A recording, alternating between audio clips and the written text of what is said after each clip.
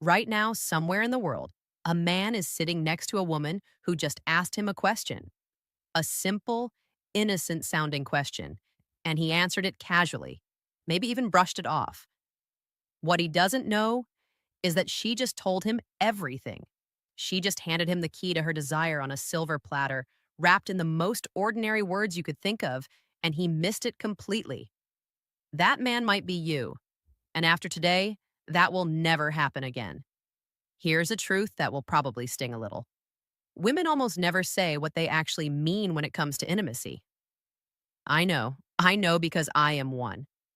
And I can tell you from personal experience and from years of studying how women communicate that the way we signal desire is nothing like what most men expect. There is no neon sign. There is no dramatic confession. There is no movie scene where the music swells and she throws herself into your arms. What actually happens is so subtle, so effortless that it slips right past most men like a whisper during a thunderstorm. A study published in the journal Communication Monographs found that women use indirect speech patterns nearly 70% more often than men when communicating about emotionally vulnerable topics. 70%. That means when a woman wants something intimate, something personal, something that makes her feel exposed, she is almost certainly not going to say it directly. She is going to code it. She is going to dress it up in the most harmless looking language possible. And if you are not paying attention, you will respond to the surface meaning and completely miss the real message underneath. Now, here's the part that makes this video different from anything else you have watched. I am not going to give you a list of 20 vague signs. I am not going to tell you to watch her body language or read her energy. I am going to tell you the exact two questions she will ask you when she wants intimacy. Two, that is it. And once you hear them, you will never unhear them. You will start recognizing these questions everywhere in your past relationships, in your current one, in conversations you had years ago that suddenly make a lot more sense. But before I reveal them, you need to understand something crucial first. You need to understand why she asks questions at all instead of just telling you what she wants, because that context is going to change the way you hear every single thing a woman says to you for the rest of your life. Let me break something down for you that most people never think about. From the time a girl is about 5 or 6 years old, she begins learning a very specific social rule. That rule, whether it is taught directly or absorbed through culture, goes something like this. Do not be too forward. Do not be too aggressive. Do not make the first move. Be approachable but not desperate. Be interested but not obvious. Sound exhausting? It is. But this is the reality of how most women are socialized around the world. Dr. Deborah Tannen, a linguistics professor at Georgetown University, spent decades studying how men and women communicate differently. One of her most famous findings was that women tend to use what she calls rapport talk. That means women communicate to build connection, to test emotional safety, and to gauge how the other person feels before revealing how they feel. Men, on the other hand, tend to use report talk, which is more about exchanging facts and solving problems. So, when a woman asks you a question, she is usually not looking for a factual answer. She is looking for an emotional one. She is checking the temperature of the room. She is testing whether it is safe to go further. This is why so many men feel blindsided when a woman suddenly pulls away or loses interest. He thought everything was fine. She was smiling. She was laughing. She even asked him a couple of sweet questions, but from her perspective, she put herself out there, asked the two most vulnerable questions she could think of, and he treated them like small talk. He gave her a one-word answer and went back to scrolling his phone. And in that moment, without saying another word, she closed the door. Now that you understand the framework, the operating system behind how she communicates, it is time to talk about the first question. And honestly, when I tell you what it is, your jaw might actually drop at how simple it sounds. The first question a woman will ask you when she wants intimacy is this. What are you thinking right now? I know what you are thinking. That is it. That is the big secret. She asked me what I'm thinking. Yes, and the reason you are underwhelmed is the exact reason men keep missing it, because it sounds like nothing. It sounds like idle curiosity. But let me explain what is actually happening inside her mind when she asks you this. When a woman asks what you are thinking, she is not making conversation. She is making an attempt to enter your inner world. She is asking for access. Think about that for a second. She is essentially saying, I want to know what is happening inside your head right now in this very moment because I want to feel closer to you than I currently do. That is not small talk. That is emotional pursuit. Dr. John Gottman, one of the most respected relationship researchers in modern psychology, calls these moments emotional bids. An emotional bid is any attempt one person makes to connect with another person. It could be a touch, a look, a comment, or yes, a question. Gottman's research at the University of Washington found that couples who recognized and responded to each other's emotional bids stayed together at a rate of 86%. Couples who missed or dismissed those bids, they broke up at a rate of 69%, 86 versus 69. That gap is not small. That gap is the difference between a relationship that lasts and one that quietly dies in a living room while both people wonder what went wrong. So when she asks you, "What are you thinking right now?" she is making a bid. She is reaching for you, and how you respond determines everything that happens next. If you say nothing, or "I don't know," or something dismissive, she receives that as a rejection, not a dramatic door slamming rejection. A quiet one, the kind that builds up over time like sediment, until one day the river does not flow anymore. But here's the part that connects directly to intimacy. For most women, emotional closeness is the prerequisite for physical closeness. This is not a stereotype, this is neuroscience. Research published in the Archives of Sexual Behavior found that women's sexual desire is significantly more responsive to emotional context than men's, meaning a woman's body does not just respond to physical attraction. It responds to emotional safety, to feeling seen, to feeling valued, to feeling like her inner world matters to the person she is with. And when she asks what you are thinking, she is checking all of those boxes at once. She is saying, "Do you trust me enough to be vulnerable? Are you present with me right now? Do you see this moment the way I see it?" And if your answer tells her yes, something shifts. Not visibly, not dramatically, but internally. A wall comes down. A door opens. She moves one giant step closer to wanting you, not just emotionally, but physically. So the next time a woman looks at you and asks, "What are you thinking right now?" do not shrug. Do not dodge. Do not make a joke to deflect. Look at her. Be honest. Even if what you are thinking about is silly or random, because what she is really asking is not about the content of your thoughts. She is asking if you will let her in.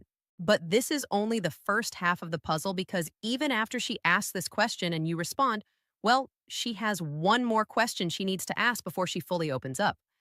And this second question, this one is even sneakier than the first because it does not sound romantic. It does not sound emotional. It sounds like the most casual, throwaway line in the history of human conversation. And that is exactly why almost every man on earth gets it wrong. The second question she will ask you when she wants intimacy is this: "Are you tired?" Go ahead, laugh, roll your eyes. Think it is too simple. But I promise you, by the time I finish explaining this, you are going to replay at least 3 memories in your head where a woman asked you this exact question and you completely blew it. "Are you tired?" is one of the most brilliantly disguised questions in all of human communication. On the surface, it sounds like concern. It sounds like she is being thoughtful, checking in on you, making sure you are okay. And sure, sometimes that is all it is. But in certain moments, in certain context, especially late at night, after a date, after a long conversation, after a moment of closeness, this question is not about sleep. It is about permission. What she is really asking is, "Are you available? Do you have energy for me tonight? Are you going to roll over and go to sleep? Or is something else going to happen?" And she phrases it this way for a reason. She phrases it as a yes or no question about fatigue because it gives her plausible deniability. If you say, "Yeah, I am exhausted," she can nod and say, "Okay, good night." And no one gets embarrassed. No one gets rejected. The moment passes without any awkwardness.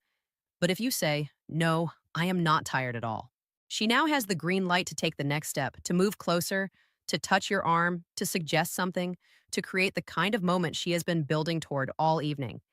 This is the brilliance of female communication. And honestly, men should be taking notes. She manages to ask one of the most loaded questions possible while leaving herself a perfectly safe exit. That is emotional intelligence operating at a very high level. Let me give you a scenario to make this crystal clear. You have been on a great date, dinner, conversation, laughter. You walk her to her door, or you are sitting on the couch at one of your places. The energy has been building all night. She has been leaning into you, making eye contact, finding reasons to touch your hand, and then, in a quiet voice, she asks, "Are you tired?" If you say, "Yeah, kind of," she will smile and say, "Okay, well, I had a great night." And she will mean it. But she will also be disappointed in a way she will never tell you about because she gave you the signal. She opened the window and you closed it without even knowing it was open. Now, compare that to this response. She asks, "Are you tired?" And you look at her with a slight smile and say, "Not even a little." Something changes in her eyes. You might not even notice it consciously, but she just received confirmation that the next chapter of the evening is possible. You did not pressure her. You did not make a move she was not ready for. You simply told her that you are present. You are available and the night does not have to end yet. And for a woman, that answer is everything. A survey conducted by the Kinsey Institute found that for women in romantic relationships, the most commonly reported barrier to intimacy was not lack of attraction. It was feeling disconnected or sensing that their partner was emotionally or physically unavailable. Let that land for a second. Let that land for she is not avoiding intimacy because she does not want you. She is avoiding it because she is not sure you want her in that moment. And "are you tired" is her way of finding out without putting herself at risk. This is also why the timing of this question matters so much. She will almost never ask it in the middle of the afternoon while you are doing dishes. She asks it at night. She asks it when the two of you are alone. She asks it during a moment that already feels charged. If you start paying attention to when she drops this question, you will begin to see the pattern. It always comes right before a window of opportunity, right before the moment where the night could go one of two ways. Now, here is the part that makes this knowledge truly urgent. When a woman asks both of these questions and you miss them, something happens that is very difficult to reverse. She does not get angry. She does not argue.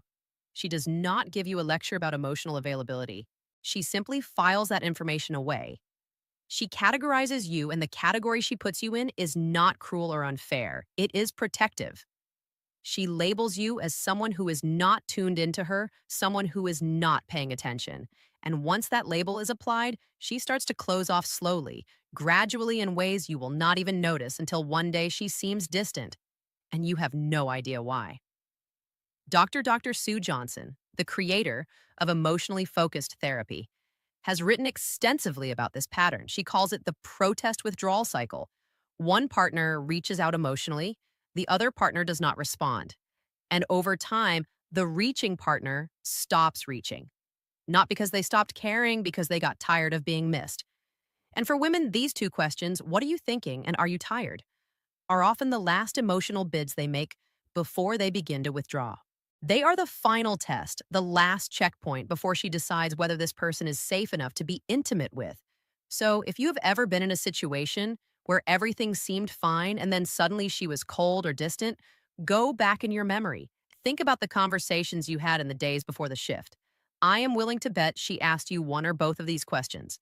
And I am willing to bet your response was something forgettable. So now that you know the questions, the obvious next step is knowing how to respond when you hear them. And honestly, the answer is simpler than you think. When she asks, "What are you thinking right now?" give her something real. It does not have to be profound. It does not have to be poetic. You could say, "I was just thinking about how good this feels sitting here with you." Or honestly, "I was thinking about something random, but now I am thinking about you." What matters is not the content. What matters is that you showed up. You gave her something instead of nothing.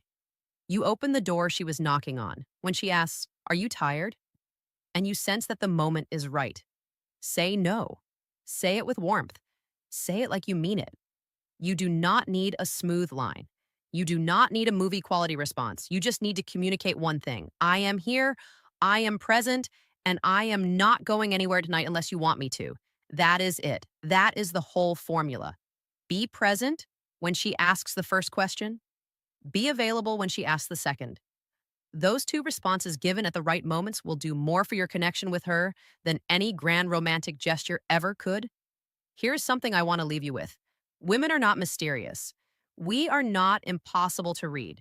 We are not playing games or speaking in riddles for fun. We communicate the way we do because we have been taught that vulnerability is risky and rejection is painful. And the safest way to reach for someone is to do it with words that do not cost too much if they are not returned. These two questions, what are you thinking right now? And are you tired, are not random. They are calculated, they are intentional. They are the result of a woman deciding that she trusts you enough to let you in. But she needs to know if you are ready before she takes that final step. And now that you know this, you have a responsibility not to manipulate, not to game the system, but to pay attention, to listen with more than your ears, to hear what she is really saying underneath the words she chooses. Because when a woman asks you these questions and you respond with presence, with warmth, with genuine attention, you are not just answering a question. You are telling her that she is safe. And for a woman, safety is the foundation of everything. Now, if what you just learned shifted something in the way you think about female communication, do me a favor. Do not just click away. Leave a comment below with the word signal. Just that one word. I want to see how many of you actually made it to this point and absorbed what was shared here today. Because the people who comment are the ones who internalize information. And internalizing this is the difference between knowing it and living it. And one more thing before you go. You now know the two questions she asks when she wants intimacy. But questions are only one part of the equation. The other part, her body. Specifically, there are three places on her body that if she allows you to touch are a dead giveaway that she wants you. Not maybe, not kind of. She wants you. And most men have no clue what those three places are, which means they are constantly second guessing themselves when the answer is literally right in front of them. I made an entire video breaking this down called If She Lets You Touch These Three Places She Wants You. It is on your screen right now. Click it because if you pair what you just learned today with what that video teaches you, you will never misread a woman's signals again. Go watch it now. Seriously.